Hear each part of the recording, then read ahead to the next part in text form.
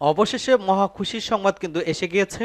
আপনারা দেখতে পাচ্ছেন যে মহার্ঘ ভাতার জন্য বরাদ্দ রাখা হয়েছে ৭,৯১৬ কোটি টাকা।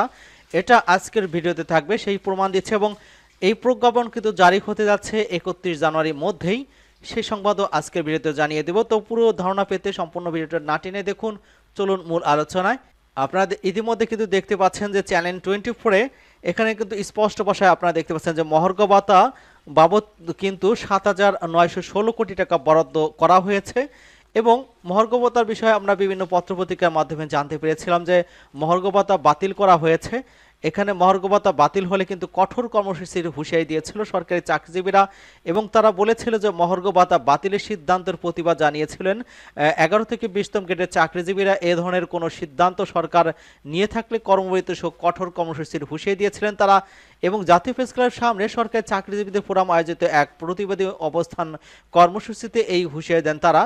এবং আগামী 31 জানুয়ারির মধ্যে যদি ভাতা দেওয়ার নিশ্চয়তা না দেওয়া হয়, সেক্ষেত্রে কিন্তু 7ই ফেব্রুয়ারি কেন্দ্রীয় শহীদ মিনারে মহাসমাবেশের ঘোষণা দিয়েছিলেন সরকারি চাকরিজীবী ফোরাম। এবং প্রতিবাদী অবস্থান কর্মসূচিতে বক্তারা অবিলম্বে বৈষম্যমুক্ত নবম পে স্কেল দেওয়ার জন্য পে কমিশন গঠনের দাবি জানান। একই সঙ্গে যে সকল কর্মচারী বেতন স্কেলের শেষ ধাপে চলে গিয়েছেন তাদের বার্ষিক বেতন বৃদ্ধি চলমান রাখার আহ্বান জানানো হয়েছিল। এবং অবস্থান কর্মসূচিতে বক্তারা বলেন যে গত 7 বছর ধরে বৈষম্যমুক্ত পে স্কেলের দাবিতে আন্দোলনের পরে বৈষম্য বিরোধী সরকার মহার্ঘ ভাতা প্রদানের কমিটি গঠন করেছে, যার ফলে কর্মচারীরা আশারও দেখেছিল। কিন্তু সুশীল নামধারী লোক এর পেছনে লিখেছে যেন সরকারি কর্মচারীদের বেতন বাড়লেই দেশের যত সমস্যা, নিম্ন বেতন ভোগকারীরা কত কষ্টে আছে তা বিবেচনা না করে তারা উপসচিবদের সুযোগ সুবিধার কথা তুলনা করেছে, কর্মচারীদের বিপক্ষে কথা বলেছেন। এবং 11 থেকে 20তম গ্রেডের সরকারি চাকরিজীবীর ফোরামের সাধারণ সম্পাদক ও সমন্বয়ক মাহমুদুল হাসান বলেছেন, আমরা পত্রপত্রিকার মাধ্যমে জানতে পারলাম এখন আর মহার্ঘ ভাতা দেওয়া হবে না। যদি এই ধরনের কোনো পদক্ষেপ নেওয়া হয় তাহলে কঠোর কর্মসূচি ঘোষণা করা হবে, প্রয়োজনে সারা দেশে কর্মবিরতির মতো কর্মসূচি ঘোষণা করা হবে। এবং এখানে কিন্তু স্পষ্ট ভাষায় বলে দেওয়া ছিল যে 31 জানুয়ারির ভিতরে যদি সেটা ঘোষণা না করা হয় তাহলে কিন্তু তাদের 7 ফেব্রুয়ারি মহাসমাবেশের আয়োজন করবেন। সেক্ষেত্রে আমরা দেখতে পাচ্ছি যে চ্যানেল 24-এ কিন্তু স্পষ্ট ভাষায় তারা কিন্তু বলে দিয়েছে যে মহার্ঘ ভাতা বাবদ ৭,৯১৬ কোটি টাকা বরাদ্দ করেছে সরকার।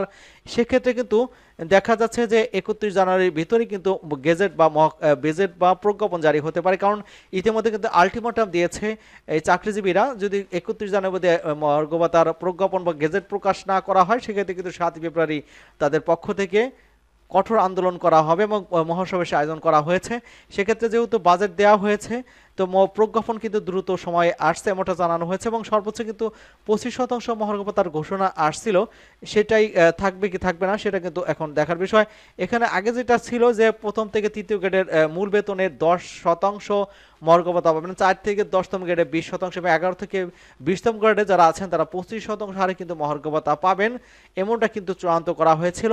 এবং কিন্তু এখানে সর্বনিম্ন 4,000 টাকা এবং সর্বোচ্চ 7,800 টাকা বেতন নির্ধারণ করা হয়েছিল। আমরা যদি 2013 সালে প্রজ্ঞাপন দেখি সেখানেও কিন্তু এমনটাই জানানো হয়েছিল যে সর্বোচ্চ 6,000 টাকা নির্ধারণ করে কিন্তু আগের যে প্রজ্ঞাপন ছিল সেখানে জারি করা হয়েছিল এবং সর্বনিম্ন সেখানে জারি করা হয়েছিল 2,000 টাকা এবং 20% কিন্তু মহার্ঘ ভাতা দেওয়া হয়েছিল, আমরা এমনটা কিন্তু দেখতে পেয়েছিলাম।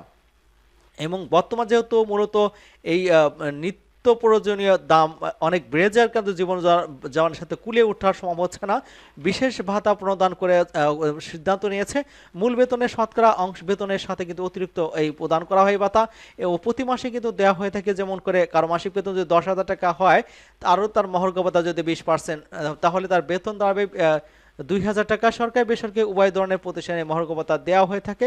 সেক্ষেত্রে কিন্তু এই সরকারি কর্মকর্তাদের জন্য মহার্ঘ ভাতার বরাদ্দ দেওয়া হয়েছে। আমরা ইতিমধ্যে কিন্তু মুখলেস রহমানের ফেসবুক পেজের যে ভেরিফাইড পেজ আছে সেখানে কিন্তু স্পষ্ট বলেছেন যে গুজবে কান দিবেন না, আমি দেশে আসার পর, অর্থাৎ তিনি কিন্তু আজকেই দেশে আসছেন, অর্থাৎ 30শে জানুয়ারি তিনি দেশে আসার পরে কিন্তু তিনি সিদ্ধান্ত জানাবেন বলে জানানো হয়েছে। যেহেতু চাকরিজীবীর পক্ষ থেকে কিন্তু আলটিমেটাম দেওয়া হয়েছে 31 জানুয়ারির ভিতরে যদি প্রজ্ঞাপন জারি না করা হয় সেক্ষেত্রে কিন্তু ওরা কঠোর আন্দোলন অর্থাৎ সমাবেশের আয়োজন করেছেন।